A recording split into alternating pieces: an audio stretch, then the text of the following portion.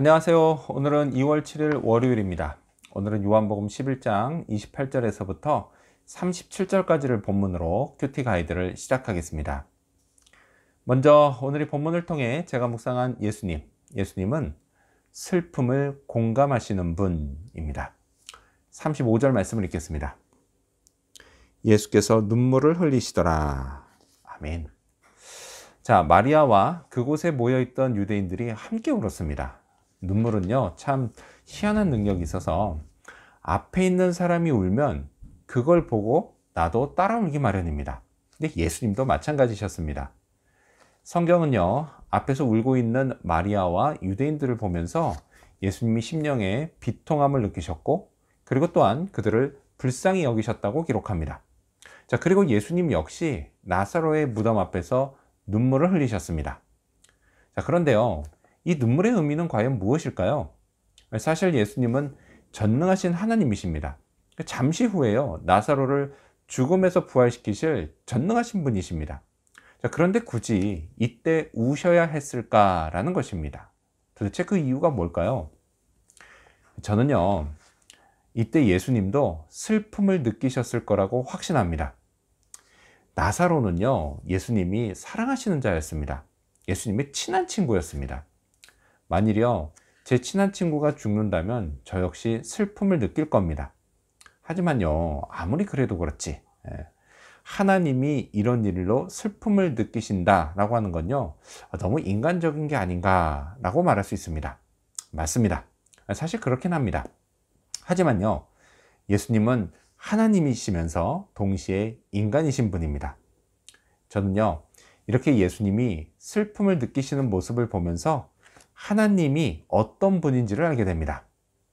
그 예수님이 그러셨던 것처럼요, 하나님도 오늘 저의 불쌍한 처지를 보시고 슬픔을 느끼시는 분이십니다. 저의 슬픔을 또한 공감해 주시는 분이십니다. 하지만요, 그저 아무 힘 없이 슬퍼하고 공감만 해 주시는 건 아닙니다. 하나님은요, 능력으로 저를 다시 일으켜 주시는 분이십니다. 그렇다면 오늘 이 본문을 통해 제가 발견한 인간의 모습, 어떤 게 있을까요?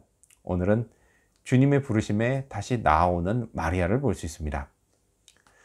자, 앞서 언니 마르다는요, 예수님이 늦게 오셨다고 원망했습니다. 자, 그런데 이런 원망은 동생인 마리아에게도 있었습니다.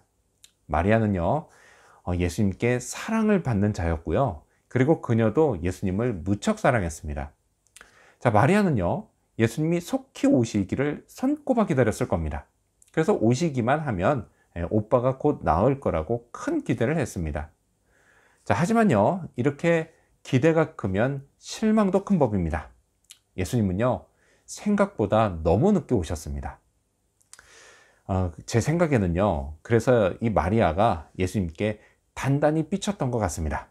그래서요, 예수님이 마을 입구에 오셨다는 기별을 받고도 그녀는 예수님을 영접하러 나가지 않았습니다. 언니처럼요, 예수님을 원망했습니다. 자, 그러고 있는데 이번에는 언니로부터 주님이 부르신다는 말을 들었습니다. 자, 그런데 이때는요, 완전히 달랐습니다. 29절 말씀을 읽겠습니다. 마리아가 이 말을 듣고 급히 일어나 예수께 나아가매. 자, 비록 원망은 여전했지만 마리아는요, 주님의 부르심에 급히 일어나 나아갔습니다. 솔직히요, 목사인 저도 때론 하나님이 원망스러울 때가 있습니다. 이 마르다와 마리아처럼요, 저도 주님의 타이밍이 내가 생각했던 것보다 늦다고 생각될 때가 그렇습니다. 자, 전지하신 주님은요, 분명히 제가 주님을 원망하는 것을 잘 아십니다. 그래서 만일 주님이요, 보통 사람이었다고 한다면 이런 저를 거들떠 보지도 않으셨을 겁니다. 솔직히요, 아쉬운 건 인간인 저지 하나님이신 주님이 아니기 때문입니다. 자, 그런데도요, 변함없는 사랑으로 주님은 또다시 저를 부르십니다. 자, 그럼 이때는요, 마리아처럼 지체하지 말고 주님께 나아가야 합니다. 원망의 자리를 털고 회개하는 마음과 은혜를 구하는 마음으로 주님께 다시 나아가야 합니다. 자, 그렇다면 끝으로 오늘 이 본문을 통해 나에게 주신 교훈이 뭘까요? 그건 부르시면 일단 나아가자입니다. 자, 그런데요, 참 희한한 건요, 앞서 주님이 부르신다 싶으면 지체하지 말고 주님께 나아가야 한다. 이걸요, 머리로는 알지만, 왠지 마음이 잘 따라주지 못할 때가 있다라는 것입니다. 그건요, 분명 저의 죄성 때문입니다. 이 죄성이요, 이게 너무 고약해서 제가 주님이 원하시는 걸 하지 못하게 필사적으로 막고 있기 때문입니다. 자, 그리고 또 다른 이유를 생각해 본다면요, 현재 제가 겪고 있는 인생 고난, 이게 너무도 커서 너무도 큰 슬픔에 잠겨 있을 때 그렇습니다. 이럴 때는요, 정말 믿음을 발휘하면 분명 선한 결과를 낳습니다. 하지만요, 그렇다고 해서 그 과정까지도 항상 선하게 느껴지는 것은 아닙니다. 감정이 흔들려요. 그렇게 감정이 흔들리면 그걸 핑계 삼아서 저는 또다시 하나님을 원망하고, 그리고 제가 주님께 등을 돌려버리는 그런 큰 잘못을 저지르고 맙니다. 자, 그런데요, 더욱 희한한 게 있습니다. 더욱 희한한 건요, 그럼에도 불구하고 주님이 저를 여전히 부르고 계시다는 것입니다. 정말요, 저를 향한 주님의 사랑은 끝이 없습니다. 제 원망도 압도해버리는 그런 엄청난 사랑입니다. 따라서요, 다시금 마음을 고쳐먹고 주님의 부르심에 그것에 따라서 일단 나아가야겠습니다. 그러면 그 다음은 주님이 다 해주십니다. 또다시 제 슬픔을 공감해 주시고 저를 위로해 주십니다. 내일의 희망을 다시 회복시켜 주시고 오늘 잘 안 된 것에 너무 연연해 하지 않게 해 주십니다. 그래서 오늘도요, 이 사랑을 잊지 않고 다시금 주님께 나아가는 그런 하루가 되기를 소망합니다.